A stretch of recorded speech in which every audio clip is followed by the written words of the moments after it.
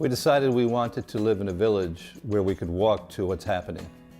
And we had some criteria. It had to be at least under a 20-minute walk. And we wanted coffee houses, libraries, stores, retail, drugstore, etc. In the modern world, our children take off for far-flung cities. Our parents don't want to move out of their house. We're not in the same community, and we're the sandwich generation. As you get older, you need other people more. You know, when you're young and you're professional, you have all your work colleagues. But as you get older and maybe retire, you want that connectivity. You want people of like mind and interests to hang out with. So what we wanted is to live in a place where we could establish that connectivity. And Ballston Spa is known as the Village of Friends. And we have made new friends here. One of the most important things in designing this house for us, two things. It needed to be energy efficient, and this had to be a home that we could age in, that we could stay here as long as possible. It became very personal for me about 3 years ago when I was diagnosed with cancer and had to undergo a pretty rigorous treatment where essentially I became disabled. I couldn't clean house, I couldn't garden, which I love to do. It really sort of came home to us that that house was too much. One of the most important things in designing this house for us, and I think for baby boomers in general, is to have a single floor living. So that being that the master bedroom and your master bathroom is on the first floor, so that if you're no longer able to do stairs, you can easily get into your bathroom. You can allow enough room around the bed if you happen to need a device like a walker or a wheelchair. And it's very easy to do and not very expensive if you do it in the design.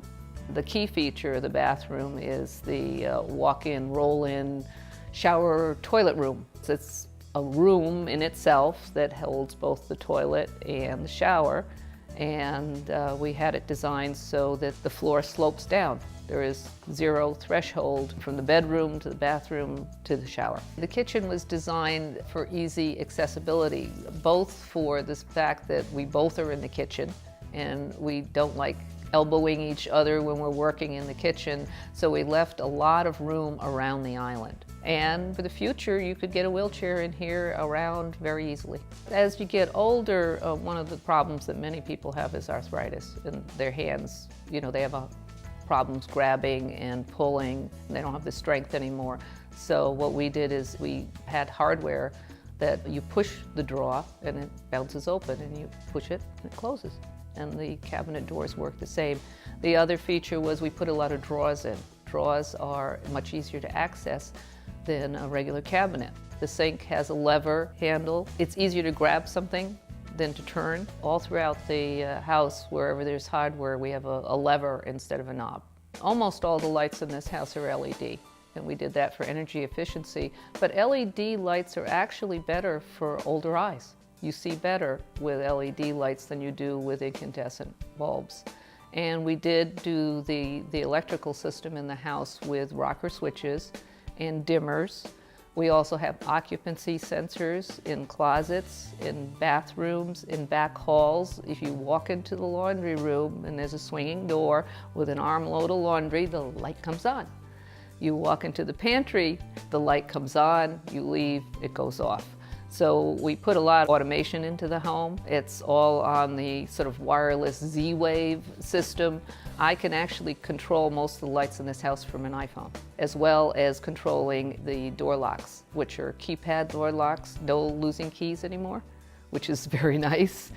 We designed the house to be energy efficient. The windows are triple pane, highly insulated windows. They're European style. They open inward, which is great. You can clean them. And they also have big lever handles.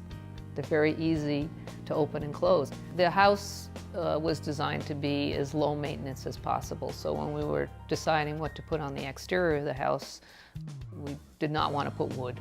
We decided on a new material. It is a fiberglass siding, and it will require no maintenance. And we use PVC trim for the home, so we don't have to paint the outside, which is a big consideration As you get older, not only do you get less able to do those home tasks and home maintenance tasks, your budget gets limited. We have two exterior entrances. One is the front door with the front porch, which is very traditional looking, and there is a step up, so you need to be able-bodied to make that step. But if you're not, you can come in the mudroom door, which will be at grade, or pull into the garage. Not only is it convenient for us as we age, but if we have somebody visiting, such as my mother who has a walker, or other friends that are disabled, they can easily enter the house.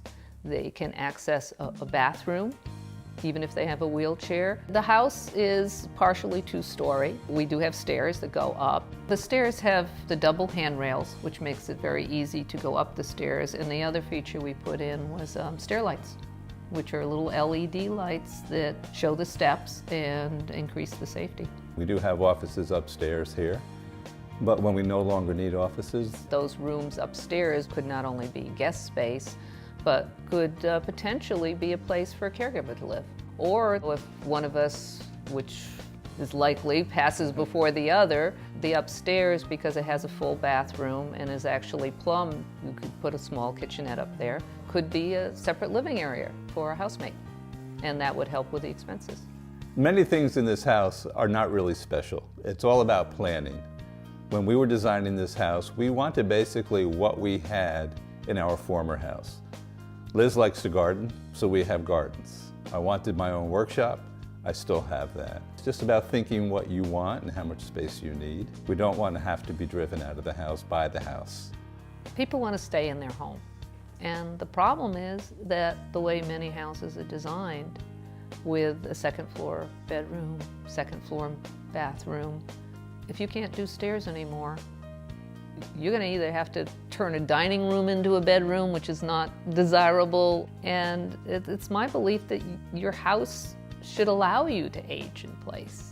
It shouldn't be your enemy, it should be your friend.